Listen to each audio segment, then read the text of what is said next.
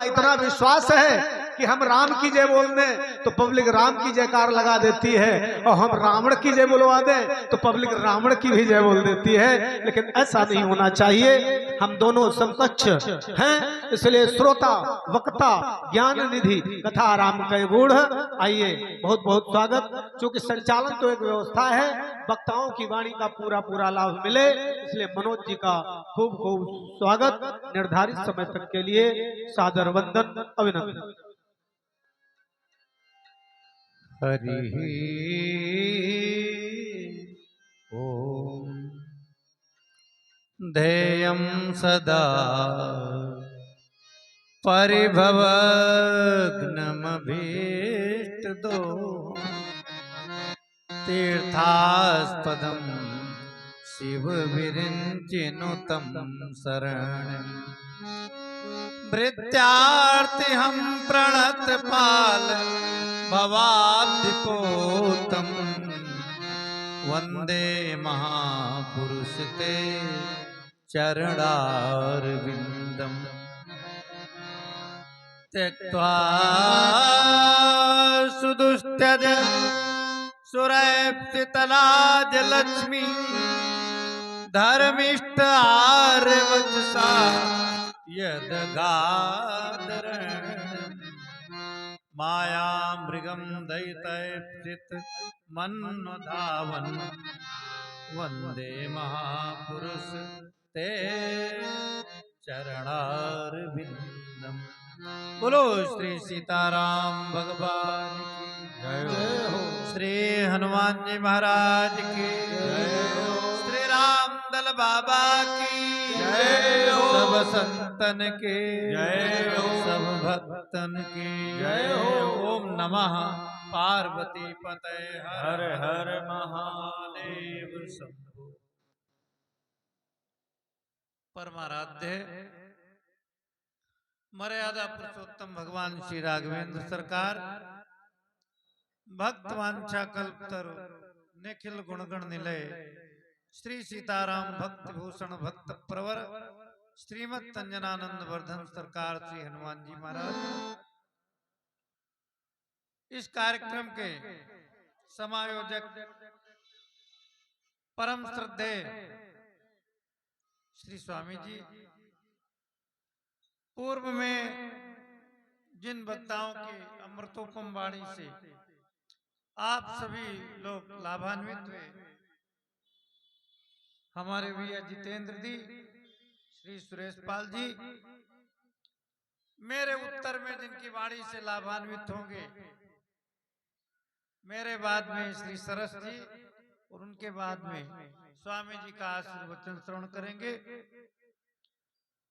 जिनकी बड़ी ही सुंदर संचालन व्यवस्था रहती है।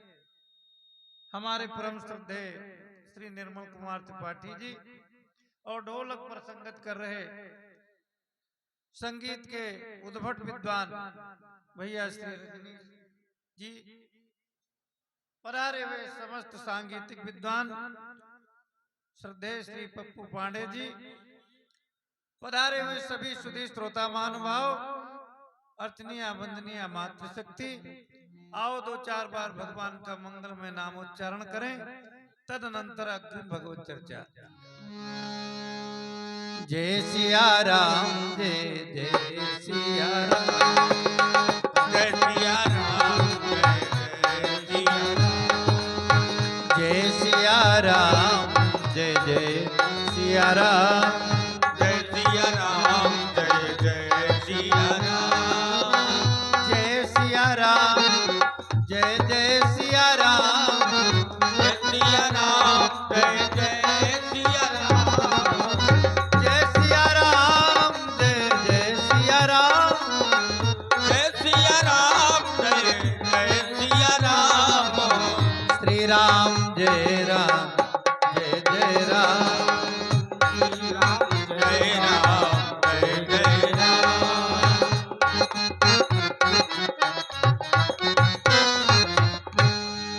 बोलो श्री राजा रामचंद्र भगवान की जय हो।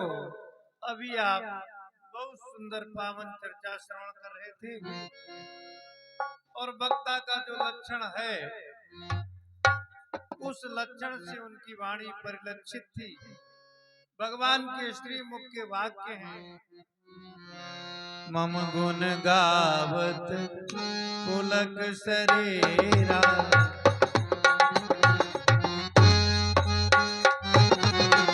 मम गुण गावत पुलक शरीरा, गद गद गिरा नयन बहनीरा, मम गुण गावत पुलक शरीरा।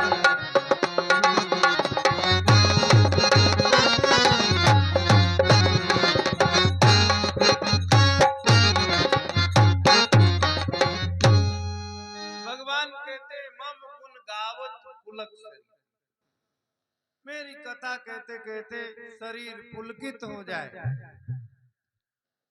कंठावरोध हो जाए, नेत्रों से अश्रुपात होने लगे। और अगर ऐसा नहीं होता है तो गोस्वामी जी दोहावली में कहते हैं, बोले ही फाटऊ फूटऊ नयन, जरऊ सो तन के ही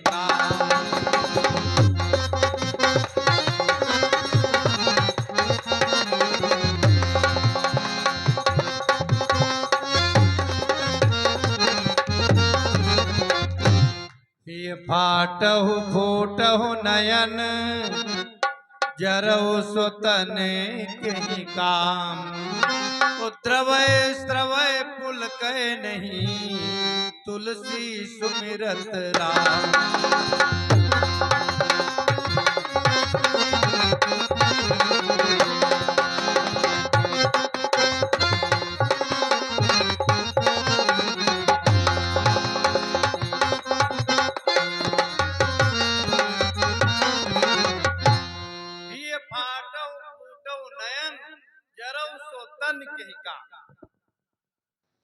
वो हृदय फट जाए, वो नेत्र फूट जाए, उस शरीर में आग लगे, ये तीनों किस काम के? कौन? बोले द्रवय श्रवय पुलके। साहित्य के लोग विचार करेंगे, इस दोहे में यथा संख्य अलंकार, सम संबंधी विधिर यथा संख्यम स्यात्, जहाँ पर समान कथन और समान उसका लक्षण वर्णन हो वहां पर यथा संख्य अलंकार होता है। हिय फाटऊ फूटऊ नयन द्रवो सो तन के काम, और तीनों का क्रमिक लक्षण कहते हैं, द्रवय श्रवय पुलकय नहीं,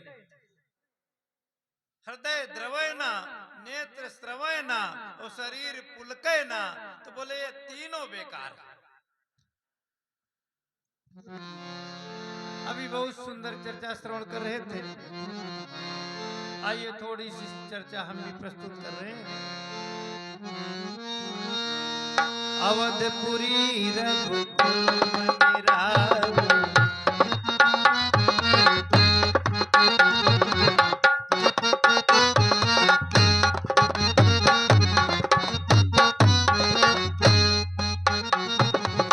अवधपुरी रघुकुल मनिराव, वेद विदित दशरथ नाम।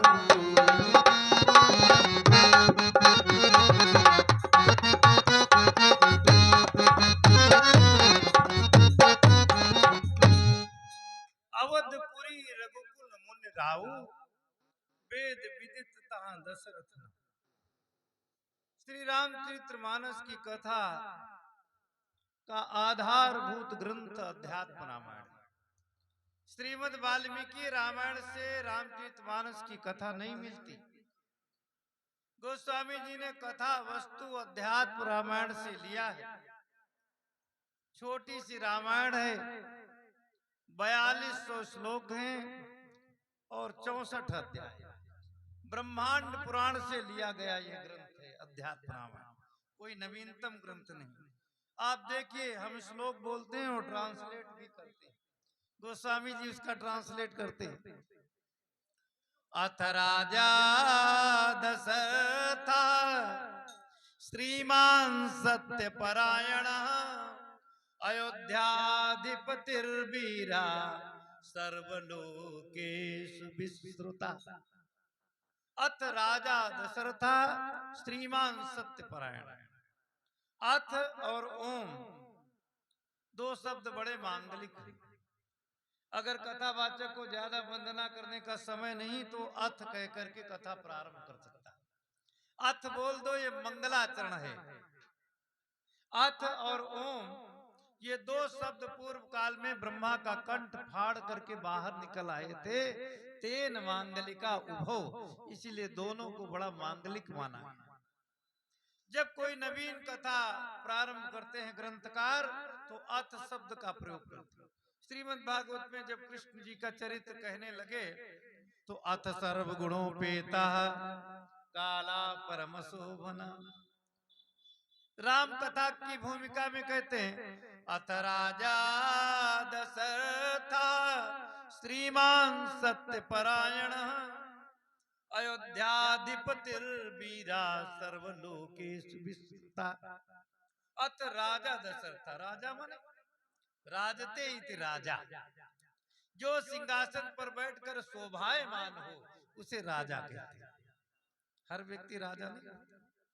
दशरथा 10 पक्षी विहंगयो हलायुध कोशे रथा वाहनम यस्य स दशरथा। संस्कृत का एक शब्दकोश है जिसका नाम है हलायुध कोश। उसमें 10 शब्द का अर्थ है पक्षी। पक्षी कौन? गरुण। 10 पक्षी विहंगयो, वो विहंग कौन है? गरुण। गरुणा वाहनम यस्य, गरुण है वाहन जिनका, उन भगवान विष्णु का नाम भी दशरथ है। श्रीमान सत्यपरायण, श्री दशरथ जी श्रीमान है। श्रीमान माने श्रिया संपन्ना, शोभा संपन्न। अयोध्याधिपतिर्वीरा, अयोध्या के अधिपति हैं, परम वीर हैं, और सर्वलोकेषु विश्रुता, सारे लोकों में प्रसिद्ध हैं। गोस्वामी जी अनुवाद करते हैं, बोले अवधपुरे रघुकुल मनि राहो, अवधपुरी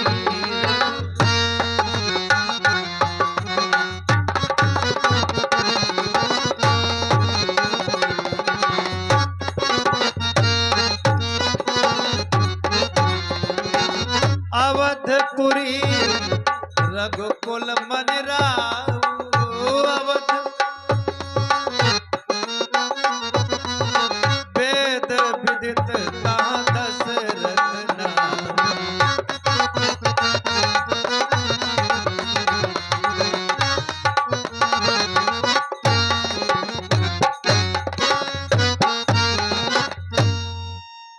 वेद विदित तहाँ दशरथ नाम। और कैसे राजा है?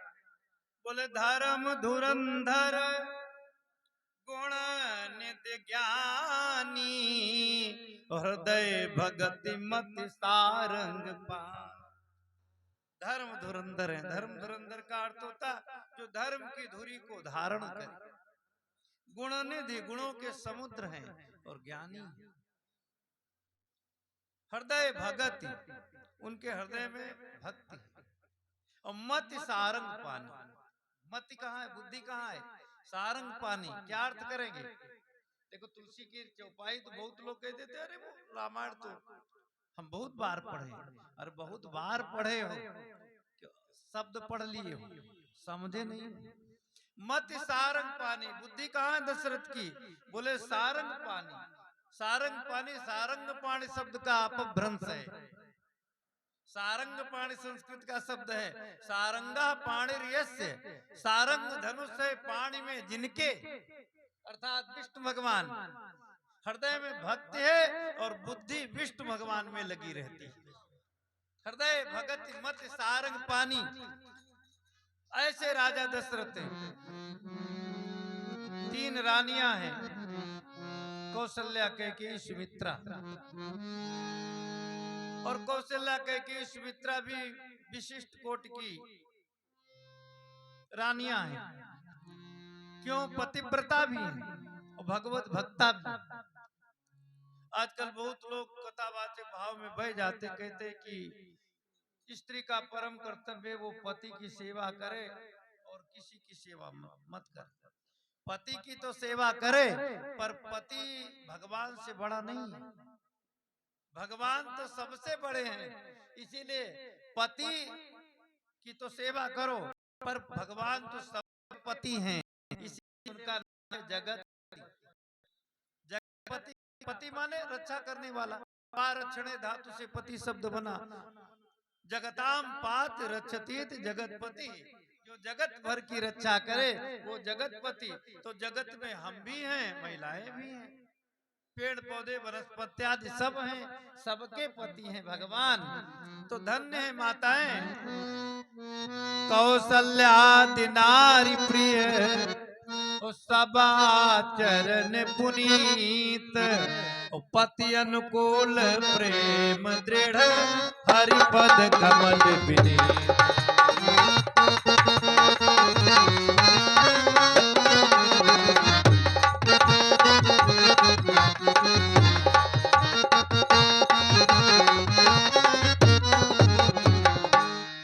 पति अनुकूल प्रेम दृढ़, पति के अनुकूल है, पति के चरणों में दृढ़ प्रेम है, पर हरिपद कमल विनीत, भगवान के चरणों में भी प्रेम है।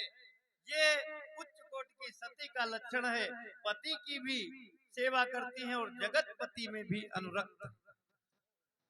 ऐसा दिव्य परिवार है, पर कहीं न कहीं कोई न कोई कमी तो सब में है।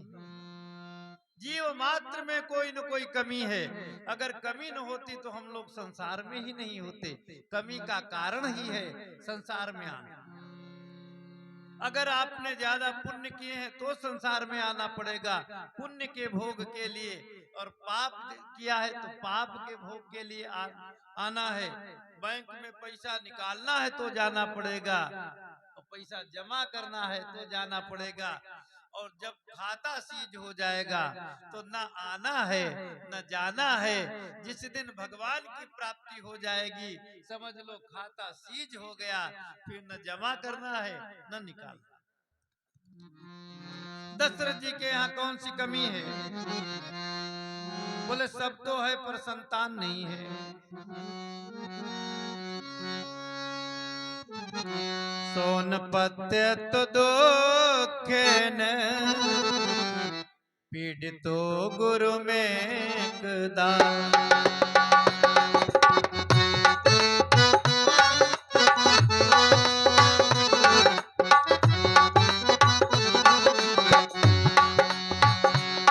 सोनपत्य तो दुखेन पीड़ितो गुरु में दान। सोनपत्य तो दुखेन पीड़ितो गुरु में दान। वसिष्ठम स्वकुलाचार्यम अभिवादेदम ब्रवीत्।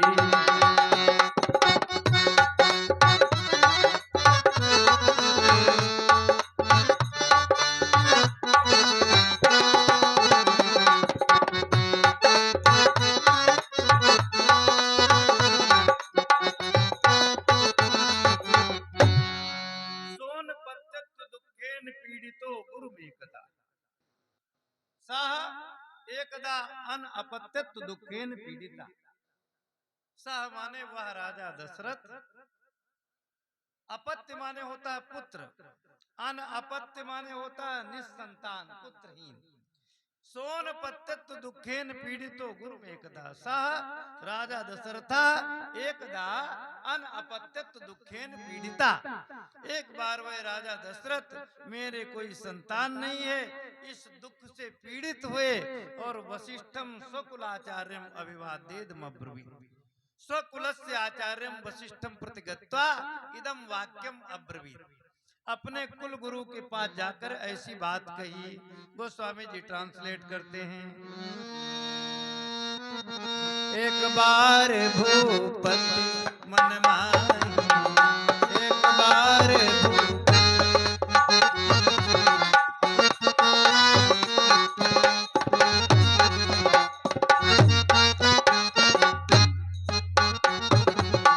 एक बार मन माही, एक बार भूपति मन माही, भय गलानी मोरे सुतनाई।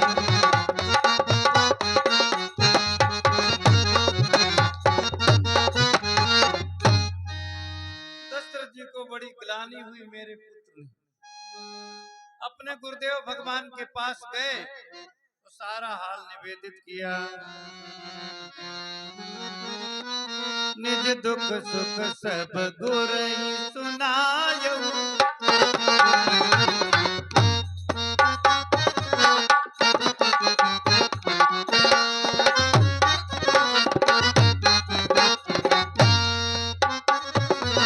कही वशिष्ठ बहु विधि समझायो, कही वशिष्ठ बहु विधि समझायो, निज दुख सुख सब गुरु सुनायो।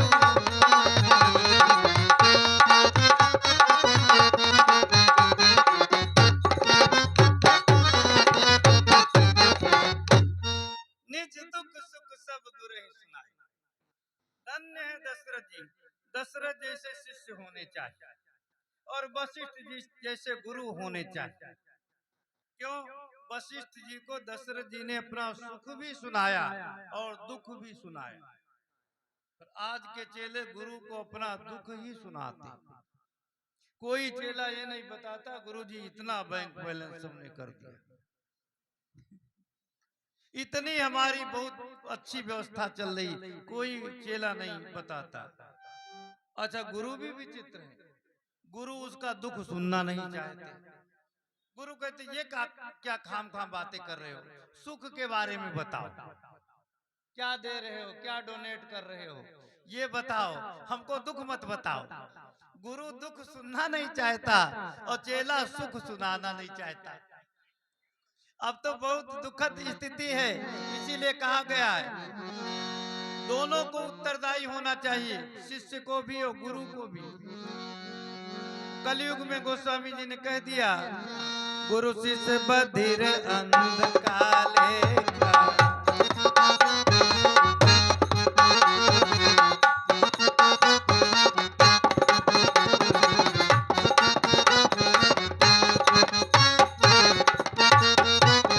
अंधकाले का, गुरु शिष्य बधिर अंधकाले खा, एक न सुनई एक नहीं देखा।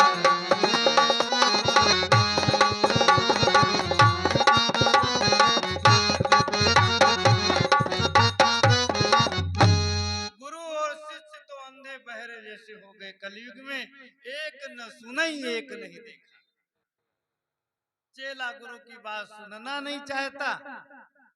चेला गुरु करने के बाद में अपना परम धर्म यही मानता है कि गुरु की निंदा करना और गुरु का विरोध करना, जबकि ये महापाप है। तो गुरु शिष्य की बात सुनता नहीं और गुरु देखता नहीं, किसे चेला बनाना चाहिए किसे नहीं बनाना चाहिए। वो तो सोचता है कि अपना वोट बैंक बढ़ रहा है, पर ये बातें गलत हैं। गोस्वामी जी ने दोनों को कहा, ऐसी प्रवृत्ति के गुरु चेला दोनों नरक में जाते हैं। हरई शिष्य धनु सो न हरई,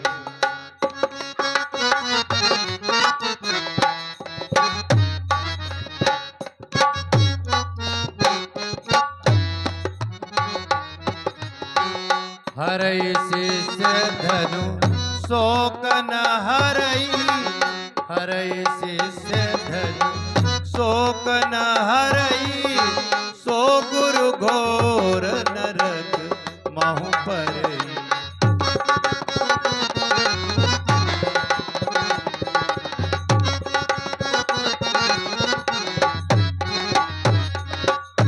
शिष्य का धन तो हरण कर ले, पर ज्ञानोपदेश करके उसका शोक दूर न करे, ऐसा गुरु नरक में जाता है। और चेला जो गुरु से द्वेष करते हैं, जे सठ गुरु सन ईर्षा करनी, रो रो नरक कल्प सत पर।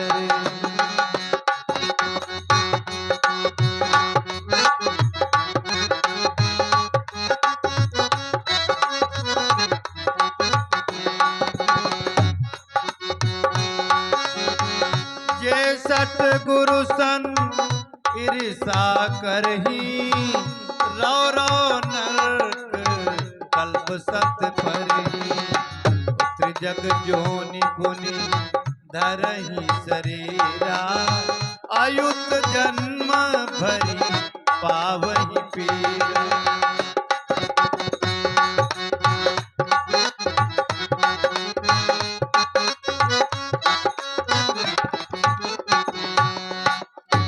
जो दुष्ट अपने गुरुदेव भगवान की निंदा करते हैं, उनकी जगह जगह बुराई करते, उनसे ईर्ष्या करते हैं, 100 करोड़ कल्पों तक रो रो नर्क में पड़ते हैं और नर्क के बाद में कीड़े मकोड़े की योनि में जन्म होता है। त्रिजग जोनि, त्रिजग माने त्रिएक शब्द का अपभ्रंश। तो गुरुदेव और शिष्य वशिष्ठ और दशरथ जैसे होने चाहिए।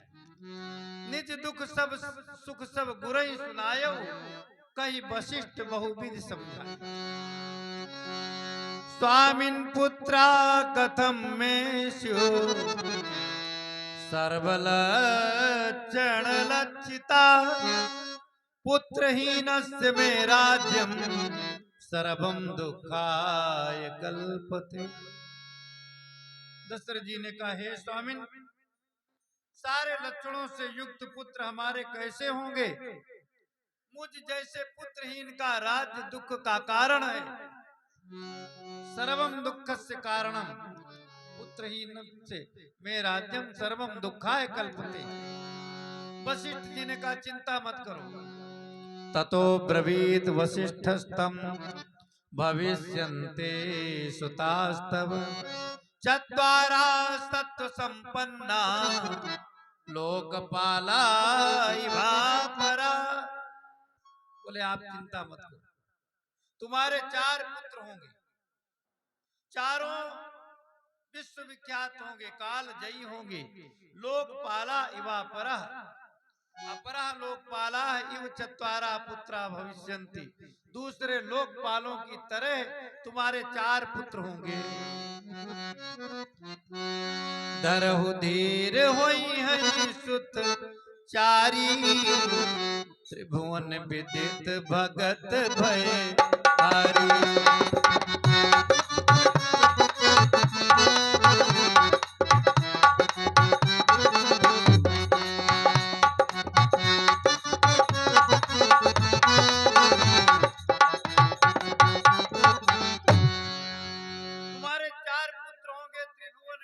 भगत भयहारी। बोले कैसे होंगे 4 पुत्र? तो उपाय बताते हैं। बोले सरैवाचोत्तरे तीरे यज्ञ भूमिर विधेयता। सरयू नदी के उत्तर तट पर यज्ञशाला बनवाओ, यज्ञ करानी पड़ेगी, पुत्रेष्ठ यज्ञ। बोले और तो सब पंडित अयोध्या के हो जाएंगे, पर आचार्य जी को बाहर से लाएंगे। बोले कोई अयोध्या में आचार्य बनने योग्य नहीं? वशिष्ठ जी बोले हैं तो, लेकिन जब दूर से आते हैं तो उनकी ज्यादा महिमा होती है।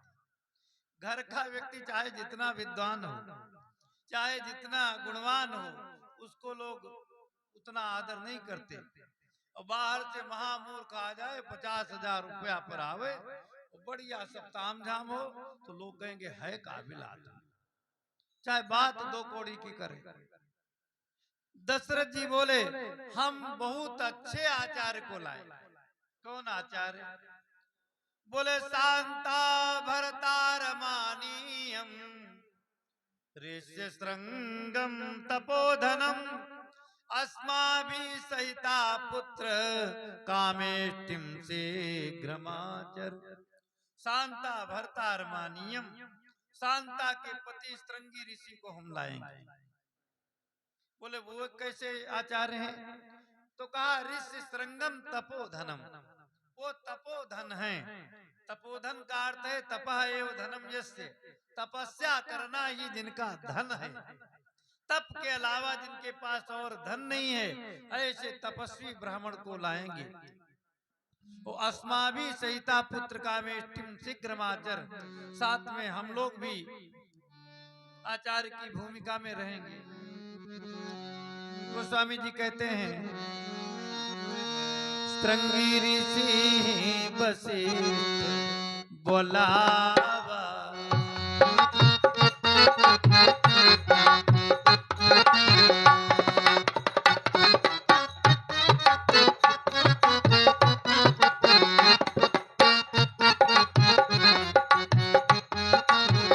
श्रृंगी ऋषि वशिष्ठ बोलावा,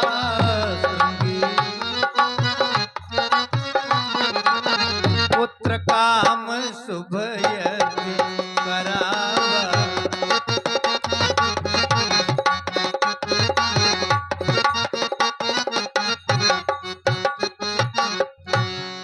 श्रृंगी ऋषि वशिष्ठ बुलावा। वशिष्ठ जी ने श्रृंगी ऋषि को बुलाया और पुत्र काम के लिए यज्ञ करवाया। अब यज्ञ करने में सावधानी ये रखें, कोई भी घर में हवन करें, पूजा पाठ करें, तो पूजा पाठ में फॉर्मेलिटी ना अदा करें। समझ लें कि भगवान का आवाहन हुआ है और भगवान हमारे घर में पधारे हैं, ऐसा भाव से विभोर होकर के अपना अहो भाग्य मान करके उनकी पूजा करनी चाहिए। भाव से हवन करो तो ऐसे साकल्य डालो जैसे भगवान के मुख में हम ग्रास दे रहे हैं। ये नहीं कि साकल्य ज्यादा देखा और सोचा पंडित जी के मंत्र तो कम ही नहीं पढ़ रहे हैं, हमको लगता 2 घंटा लग जाएगा। तो फिर सबको बुला लिया, जितने नातेदार रिश्तेदार थे और लड़के बच्चे सबको बुलाया। जो लघु शंका गए थे वो हाथ भी नहीं धोया, ऐसे भर भर करके मुट्ठी झोंकने लगे। इससे कुछ नहीं होता। भगवान के मुख में जैसे ग्रास दिया जाता ऐसे आहुति दो, और जब ऐसे आहुति दोगे तो परिणाम निकलेगा। राजा दशरथ ने श्रद्धया हुए माने ग्नो तप्त जाम्बू नद प्रभा पायसम स्वर्ण पात्रस्थम गृहीतो वाच हव्यवान। गोस्वामी जी अनुवाद करते हैं, भगति सहित मुनि आहुति दीने, भगति सहित मुनि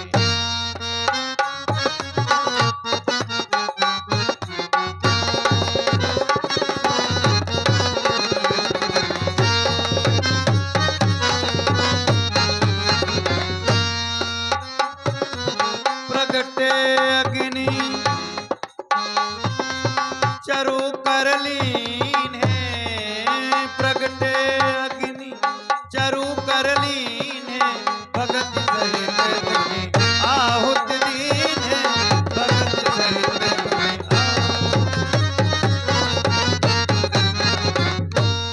बड़ी भक्ति के साथ आहुति दिया तो प्रगटे अग्नि चरु करलीन है, अग्नि भगवान पायस पात्र लेकर के प्रकट हो गए। वशिष्ठ ऋषि श्रृंगाभ्याम अनुज्ञातो ददो हवि। वो जो पायस थी वो 2 लोगों में अग्नि भगवान ने दे दी, 2 लोगों को दे दिया। किसको? वशिष्ठ ऋषि श्रृंगाभ्याम, वशिष्ठ और श्रृंगी ऋषि को पायस दे दिया। और श्रृंगी ऋषि वशिष्ठ जी ने दशरथ जी को दे दिया और आदेश दिया, यह भी बांटी देव नृप जाई,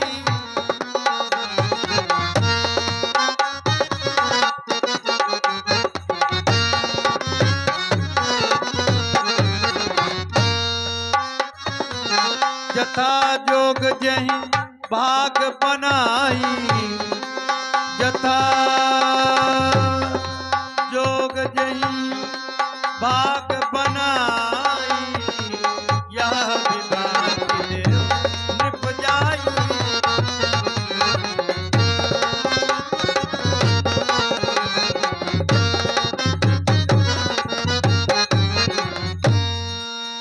ये हव्य प्रसाद बांट दो, यथा जोग जहि भाग बनाई। तो अध्यात्म रामायण के अनुसार वहां पर दो रानियां थी, भगवती कैकेयी और भगवती कौशल्या।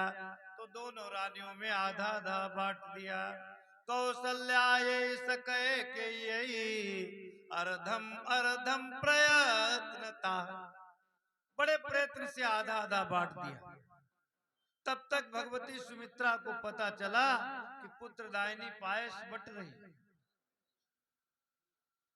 भगवती सुमित्रा भागती हुई आई, पर पायस तो बट चुकी थी। मायूस होकर के बैठ गई। भगवती कौशल्या का हृदय पिघल गया। मेरे संतान होगी और इसके नहीं होगी तो ये आजीवन दुखी रहेगी, और ये अगर दुखी रहेगी तो हमको सुख कहां। इसीलिए भगवती कौशल्या ने आधी खीर सुमित्रा को दे दिया। कौशल्या तु स्वभागार्धम ददौ तस्यै मुदान्विता, बहुत प्रसन्नता से आधी खीर दे दी। तो लोग देखा देखी में दान करते हैं। 1 रुपया किसी ने नहीं चढ़ाया हो और 10 लोग उठे 10-10 रुपया चढ़ा दें, तो सबको ज्ञान आ जाता कि हाँ चढ़ाया भी जाता है, सब लोग चढ़ाने लगेंगे। तो जब कैकेयी ने देखा कौशल्या ने दान कर दिया, तो कैकेयी तु स्वभागार्धम ददौ तस्यै मुदान्विता उपभुज्य चरुम सर्वा स्त्रियो गर्भ समन्विता। कैकेयी ने भी आधा भाग दे दिया। इस प्रकार से स्त्रियो गर्भ समन्विता, यही विधि गर्भ सहित सब नारी।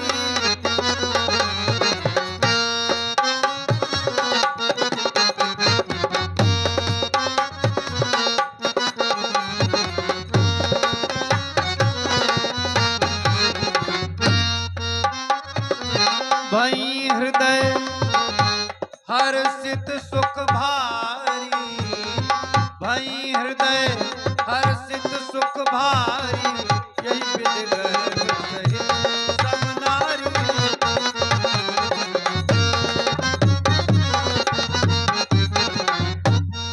सभी रानियां गर्भवती हो गई, और इधर जा दिन ते हरि गर्भ ही आए,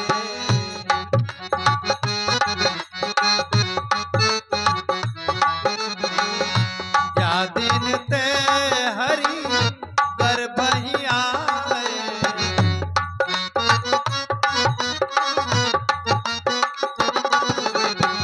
सकल लोक सुख संपत्ति छाए,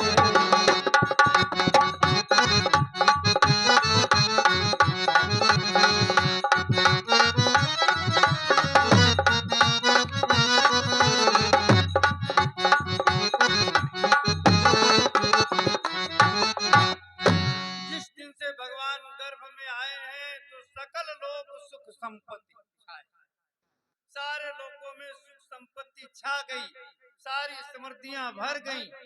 क्यों? अभी आपको पता लग जाए, प्रशासन को पता लग जाए कि परसों इस मेला में मुख्यमंत्री जी आएंगे, तो बताओ कोई मैनेजमेंट की कमी रहेगी?